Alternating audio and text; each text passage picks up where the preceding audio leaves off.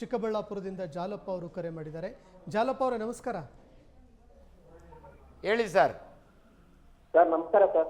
ಹೇಳಿ ಹೇಳಿ ಜಾಲಪ್ಪನವರೇ. ಸರ್ ನಮಗೆ ಇದು ದವಡೆಗಳಲ್ಲಿ ಹೇಳಿ. ಈ ಕಡೆ ಈ ಕಡೆ ದವಡೆಗಳಲ್ಲಿ ಸ್ವಲ್ಪ ನೋವು ಬರ್ತದೆ ಸರ್. ಆಯಾಸ ಜಾಸ್ತಿ ಆಗುತ್ತೆ. ಆಯಾಸ ಜಾಸ್ತಿ ಆಗುತ್ತೆ. ಎಷ್ಟು ಸರ್ ವಯಸ್ಸು? Sir 42 sir. 42ಕ್ಕೆಲ್ಲ ಹಂಗಾಗಬಾರ್ದು. ದಯವಿಟ್ಟು ನಿಮಗೆ ಬ್ಲಡ್ ಪ್ರೆಷರ್ ಇದೆಯಾ, BP ಇದೆಯಾ, ಇದನ್ನೆಲ್ಲ ಚೆಕಪ್ ಮಾಡಿಸ್ಕೊಳ್ಳಿ ನಿಮ್ಮ ಊರಿನಲ್ಲೇ ಡಾಕ್ಟ್ರುಗಳ ಹತ್ರ. ಸೊ ಆಯಾಸ ಇದ್ರೆ ಭಾಳ ಸಾರಿ ನಾವು ನೋಡ್ತೀವಿ, ಹಿಮೋಗ್ಲೋಬಿನ್ ಕಡಿಮೆ ಇದ್ದರೆ ಅಟ್ಲೀಸ್ಟ್ ಗಂಡು ಮಕ್ಕಳಲ್ಲಿ 14ರಿಂದ 16 ಗ್ರಾಮ್ ಇರಬೇಕು. ಅದೇನಾದರೂ 9ರ ಕೆಳಗಡೆ ಬಂದರೆ ಆಯಾಸ. ಅದು ಬಿಟ್ಟರೆ ಥೈರಾಯ್ಡ್ ಪ್ರಾಬ್ಲಮ್ಗಳು ಹೆಣ್ಣು ಮಕ್ಕಳಲ್ಲಿ ಜಾಸ್ತಿ, ಗಂಡು ಮಕ್ಕಳಲ್ಲಿ ಕಡಿಮೆ. ಹೈಪೋಥೈರಾಯ್ಡಿಸಮ್ ಅಂತೀವಿ.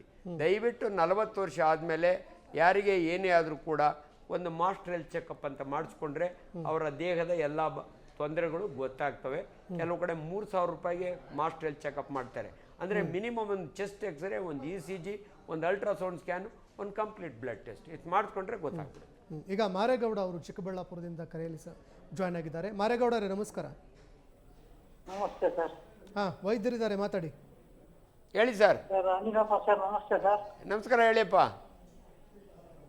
ಸರ್ ಇದು ನಾವು ಸರ್ ಡಯಾಬಿಟಿಸ್ ಐತೆ, ಸೈಕಲ್ ತುಳಿಬೋದು ಸರ್ ನಾವು? ಸೈಕಲ್ಲ ಹಾಂ, ಫಸ್ಟ್ ಕ್ಲಾಸ್ ತುಳಿರಿ. ವಾಕಿಂಗ್ ಅಂಡ್ ಸೈಕ್ಲಿಂಗ್ ಎರಡೂ ಕೂಡ ನಾವು ಅಡ್ವೈಸ್ ಮಾಡ್ತೀವಿ.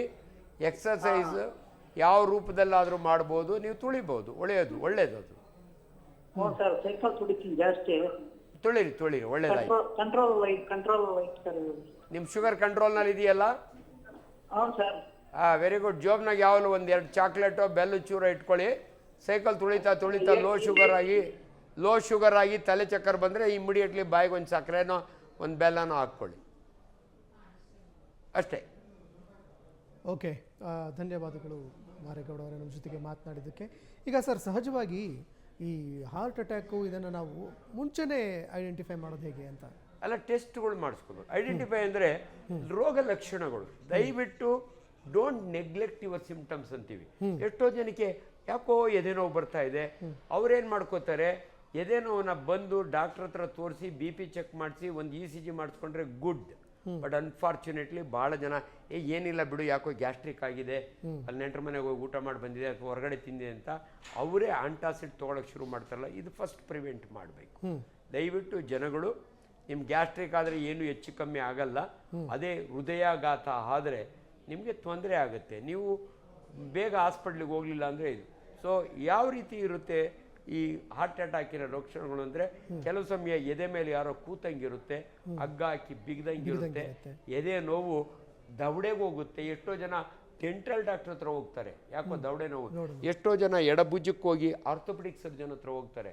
ದಯವಿಟ್ಟು ಹಾರ್ಟ್ ಅಟ್ಯಾಕಿನ ಲಕ್ಷಣಗಳು ಇವು ಇದ್ದಾಗೆ ನೀವು ಫಸ್ಟ್ ಕೆಲಸ 35 ವರ್ಷ ಆದಮೇಲೆ ನೀವು ಫಸ್ಟ್ ಒಂದು ECG.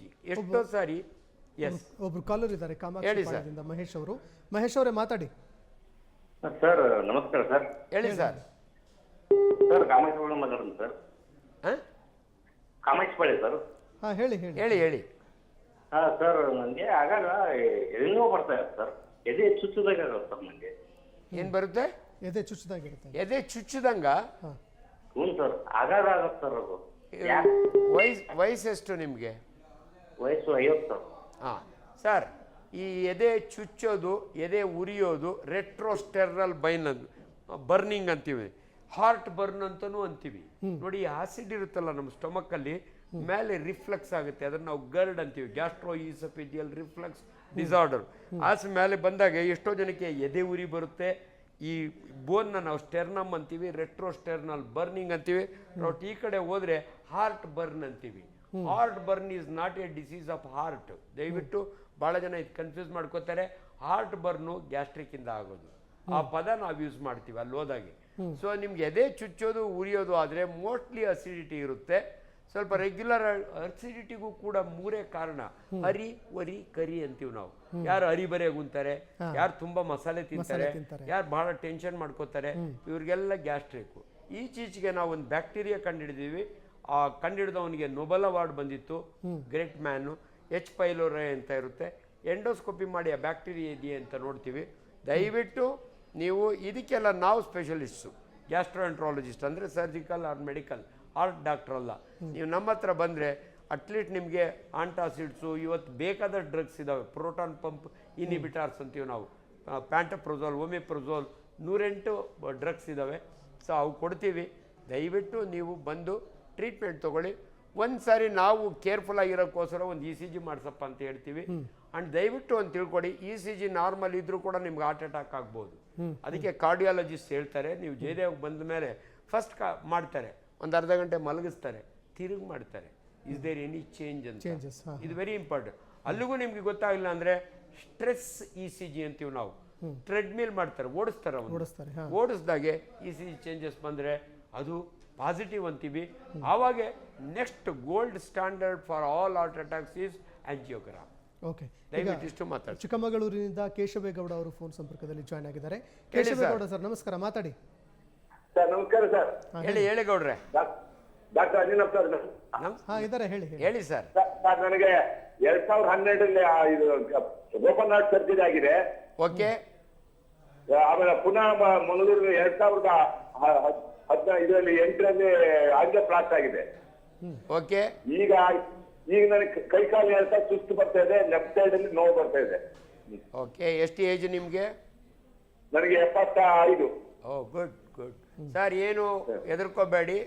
ನಿಮ್ಮ ಆಪರೇಷನ್ ಮಾಡಿದ ಡಾಕ್ಟರ್ ಹತ್ರ ಇನ್ನೊಂದು ಸಾರಿ ತೋರಿಸ್ಕೊಳ್ಳಿ. ನನಗೆ 26 ವರ್ಷ ಆಯಿತು. ನನಗೆ ಕರೋನರಿ ಬೈಪಾಸ್ ಸರ್ಜರಿ ಆಗಿ 2 ವರ್ಷದಿಂದ ನಾನು ರಷ್ಯಾಗೆ ಹೋಗಬೇಕಾಗಿತ್ತು. ಡಾಕ್ಟರ್ ಮಂಜುನಾಥ್ ಹತ್ರ ಹೋಗಿ ಮತ್ತೆ ಆಂಜಿಯೋ ಮಾಡಿಸ್ದೆ. ಅವ್ರ ಮಗನೇ ಆಂಜಿಯೋ ಮಾಡಿದರು. ಫಸ್ಟ್ ಕ್ಲಾಸ್ ಆಗಿದ್ದೀರಾ ಡಾಕ್ಟ್ರೇ, ಹೋಗಿ ಅಂದರು. I am very comfortable. ದಯವಿಟ್ಟು ನಿಮ್ಗೊಂದು ಸಜೆಷನ್ನು, ನೀವು ಆಲ್ರೆಡಿ ಬೈಪಾಸ್ ಆಗಿದ್ದರೆ, ನಿಮ್ಗೆ ಆಪ್ರೇಷನ್ ಮಾಡಿದ ಡಾಕ್ಟ್ರ್ ಇದ್ದರೆ ಅವ್ರ ಹತ್ರ ಹೋಗಿ ತೋರಿಸಿ. ಇಲ್ಲಾಂದರೆ ಬೇರೆ ಯಾರ ಹತ್ರ ಇದ್ದರೆ ಅವ್ರ ಸಜೆಷನ್. 76 ವರ್ಷ ಇಸ್ ಎ ಗುಡ್. ನೀವು 100 ವರ್ಷ ಬದುಕಬೇಕು, ಯಾಕಂದ್ರೆ ನಾನು 100 ವರ್ಷ ಬದುಕ್ತೀನಿ.